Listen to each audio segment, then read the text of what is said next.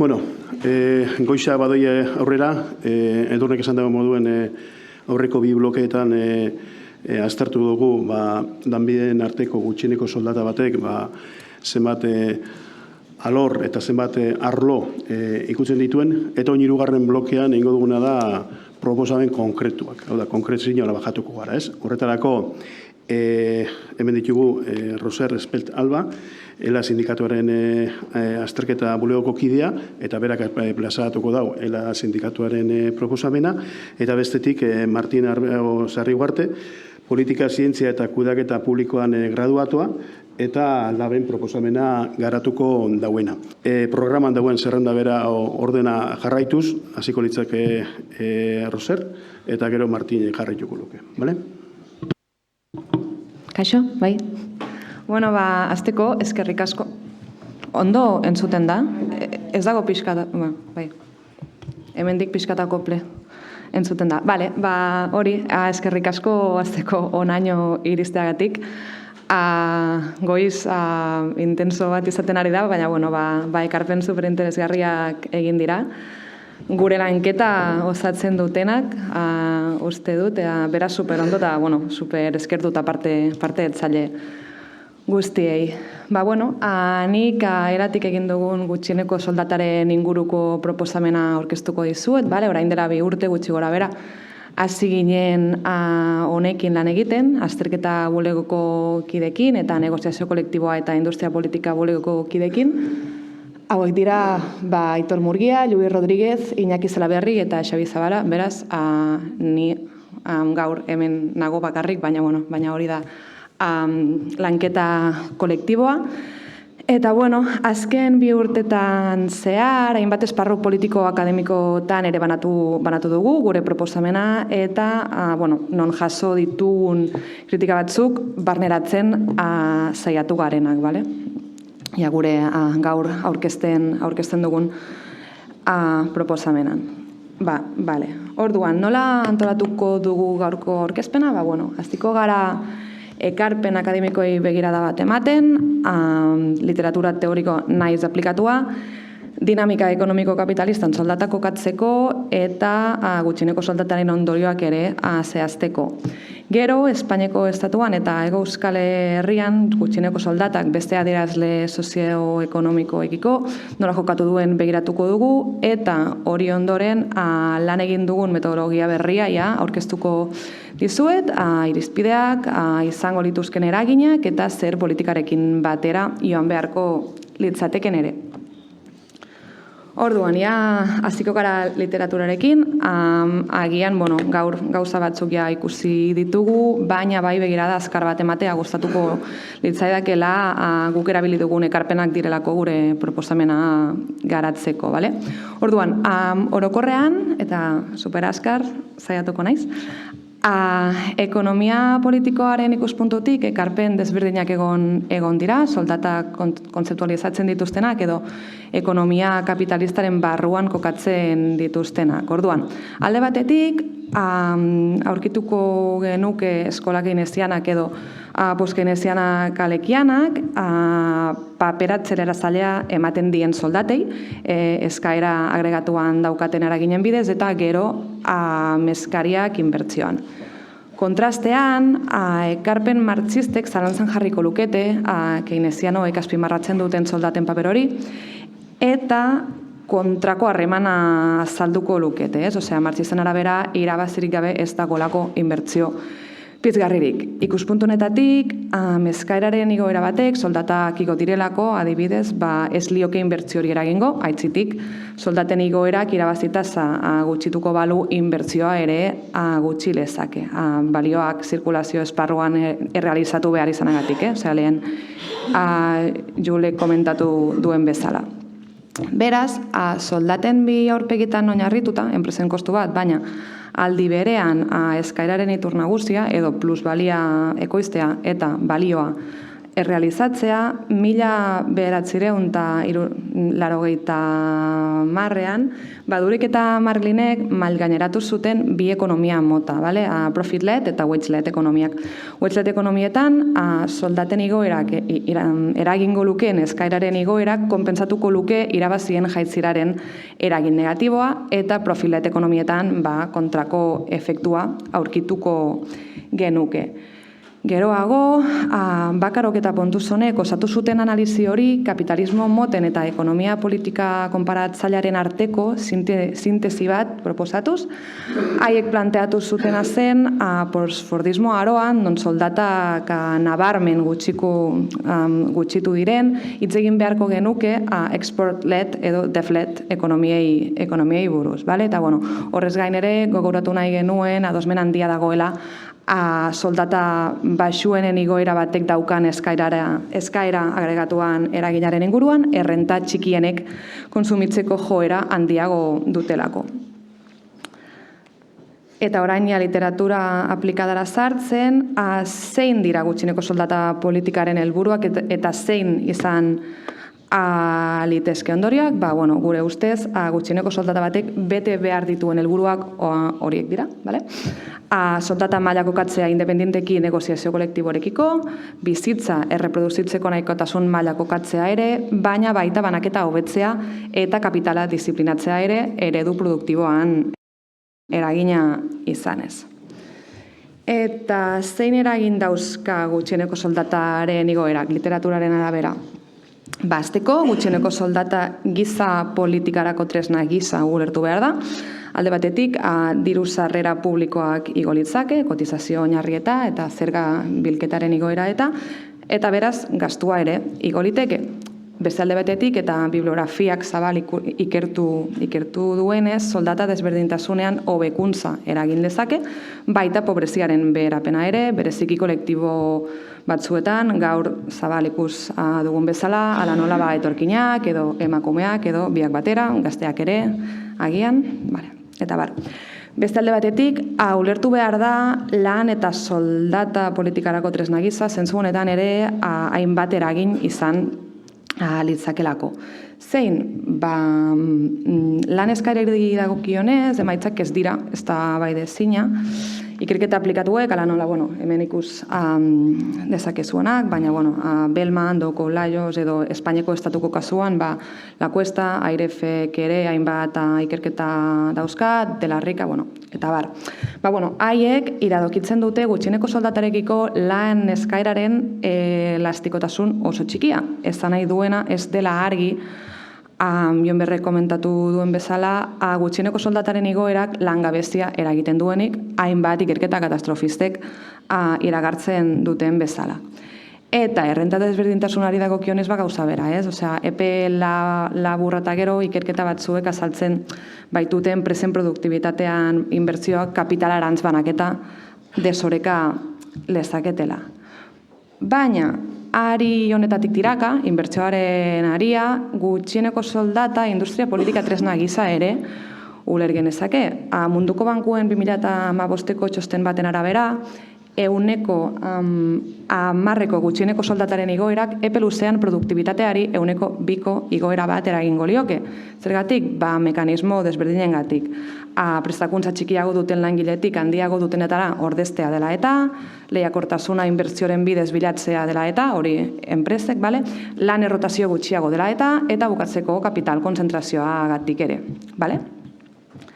Eta orain, eman diazaiogun gutxieneko soldatari begirada bat zenbakiekin. 2000 urtetik gaur egun arte, Espainiako estatuan gutxieneko soldatak aldaketa nabarmena izan du, 2000an, hemen, ez dakit, hori? Beitu, bai.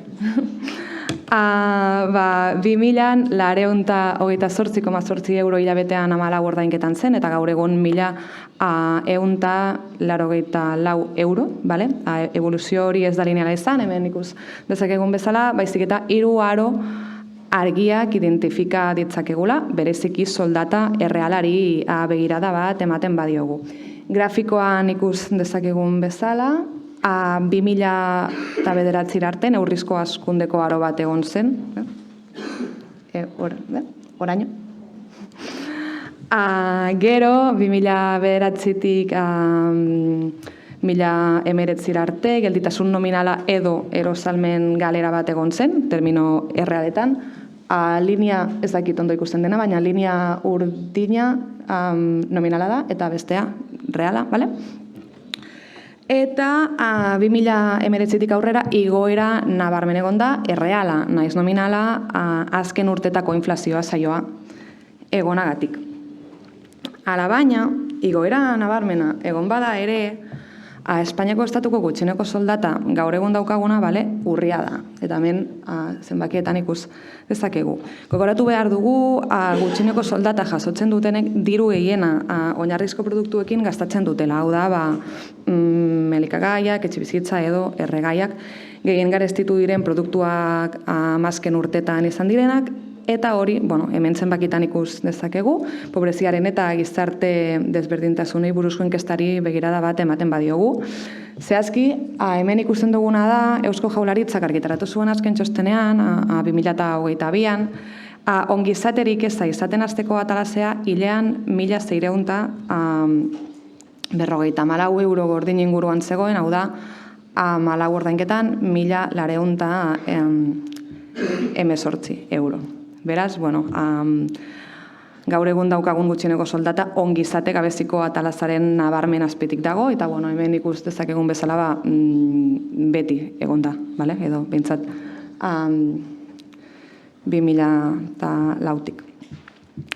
Eta orain, metodologia hitz egiten hasteko, gaur egun daukagun irizpidea gutxieneko soldata zehazteko da, batez besteko soldataren 160, bale? Hau da meta edo helburua oraindik ez gaudelako maila hartan.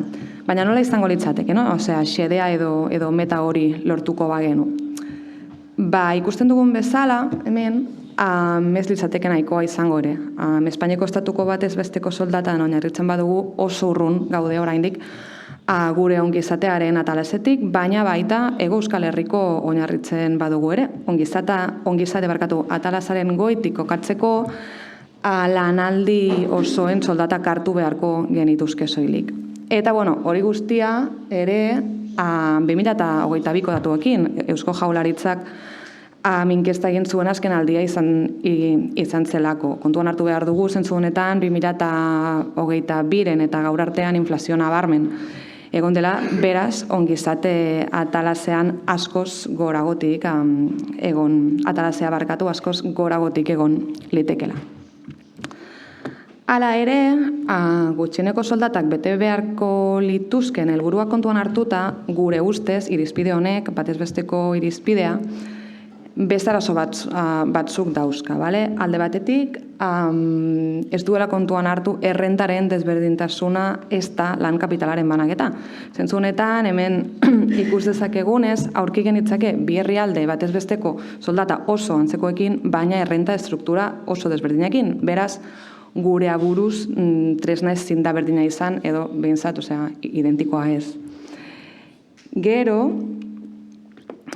bestalde batetik, batez besteko irizpideak ez du bermatzen lan produktibitatearen igoerak langiletara joaten direnik, agian gehienek ezagutuko duzue, baina oso labur, gutxi gora bera, orain dela 50 urteetatik, 1970-etik lan produktibitatearen dinamika eta soldaten dinamika deslotu dira, momentu arte, modu paraleloan gutxi gora bera evoluzionatu zuten, baina momentu hartatik arrakala bat izaten ari da. Ezaguna da productivity pay gap, eta oso ikertuta egon da. Zentzu honetan, hainbat azalpena eman dira, orain ez garenetara sartuko, lasai, baina bai azpimarratu nahiko nukela, gertaera horrek ukatzen duela lan produktibitatearen eta soldaten arteko automatismoa edo merkatuko harreman naturala dagoenik, baizik eta lanaren eta kapitalaren arteko gatazkaren arabera dela. Eta, agian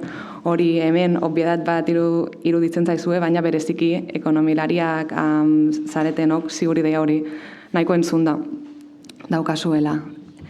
Eta hori guztiaz gain, beste soldatei lotuta dagoenez, gutxieneko soldata batez besteko soldatari lotuta dagoena, inflazio arotan erosalmenaren galera ekartzen du beste soldatek bezala, ezta?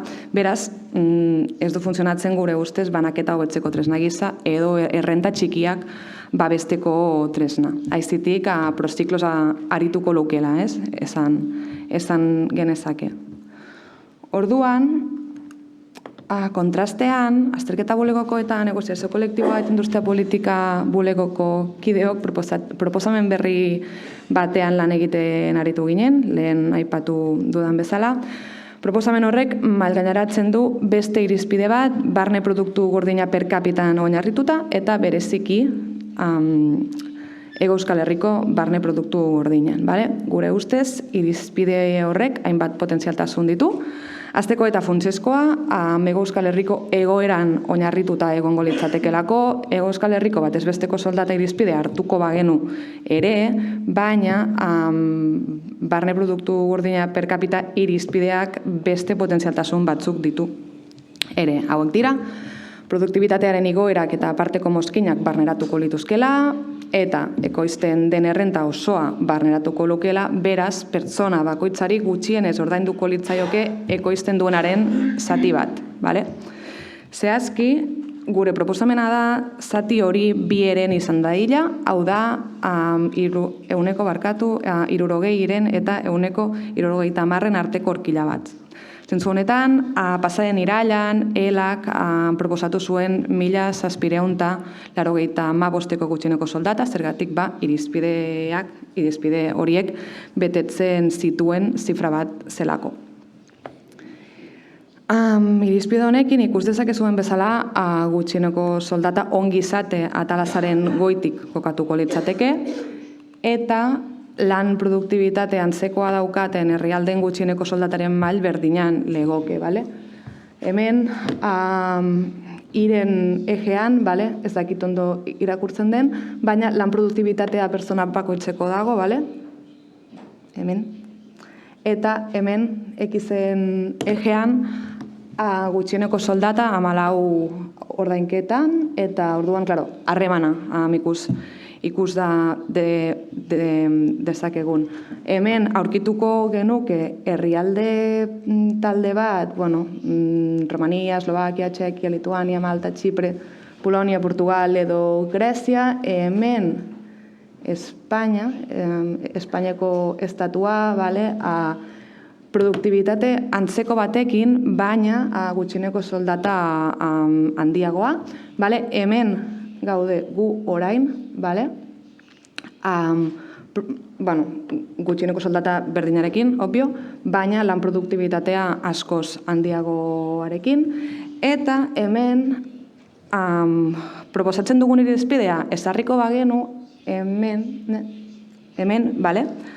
geundeke, orduan izango genuke Holandaren, eta Alemaniaren gutxieneko soldata antzekoa, baina edo naiz eta lan produktibitatea handiagoa izan, Orduan, hemen. Orduan, zein eragin izango luke irizpide hau ezartzeak?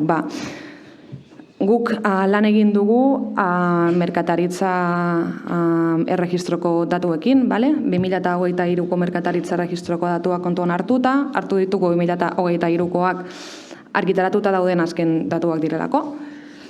Irizpide honekin 2023an gutxieneko soldata enpresen 82,45 eta 87,45 arteko batez besteko soldata baino txikiago izango zen, eta 2024an, 2023ko datuak hartuz, enpresen 79,5 eta 86,45 arteko batez besteko soldata baino txikiago izango zen.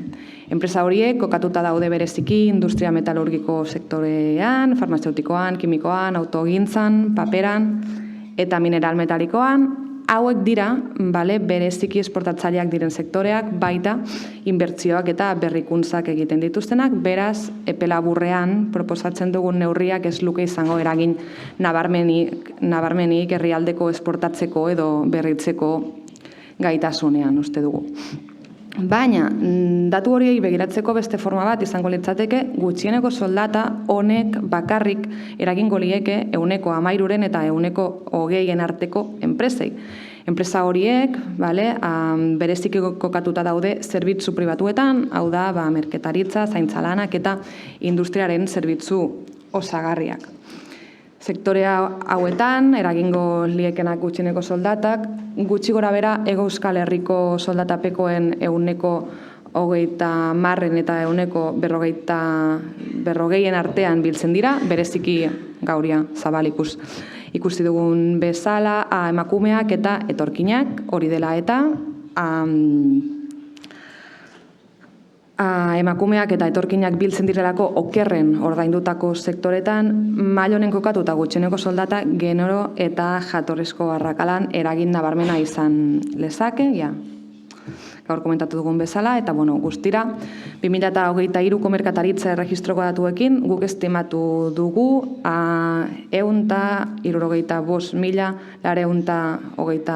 eta 225.123 arteko personari etekina egingo liekela.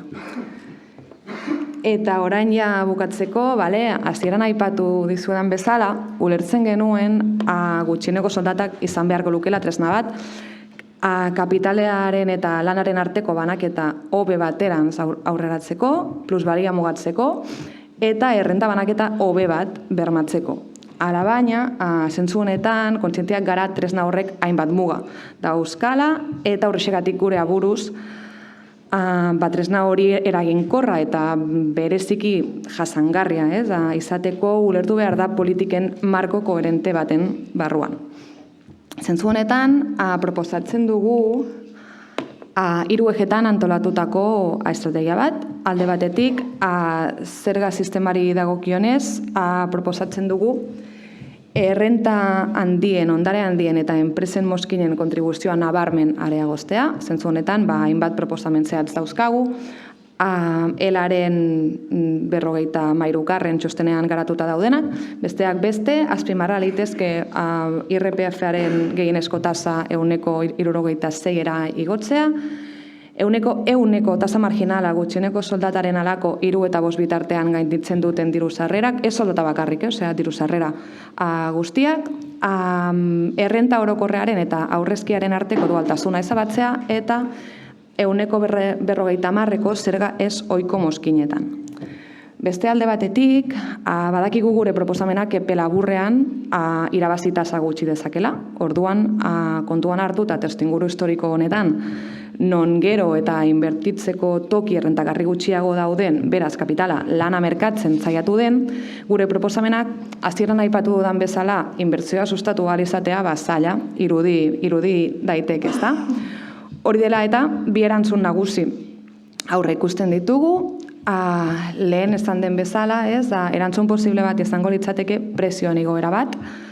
Horen aurrean, proposatzen dugu prezio uste politika bat, adibidez, agentzia publiko bat bitartekariak saiesteko, proposamen interesgarria ere ikuspuntu ekosozialistatik, eta, beste politika batzuk bizitzeko oinarrizko baliabideak bermatzeko, etxe bizitzaren inguruan adibidez.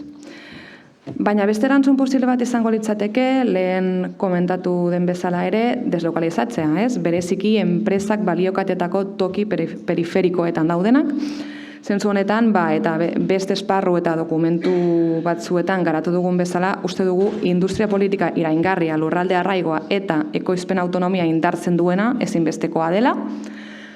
Horrexegatik, uste dugu behar ditugula hainbat tresna desberdin, ala nola partadeiza publiko erakunde bat, banku publiko bat, edo baldintza argiak diru laguntza publikoetan.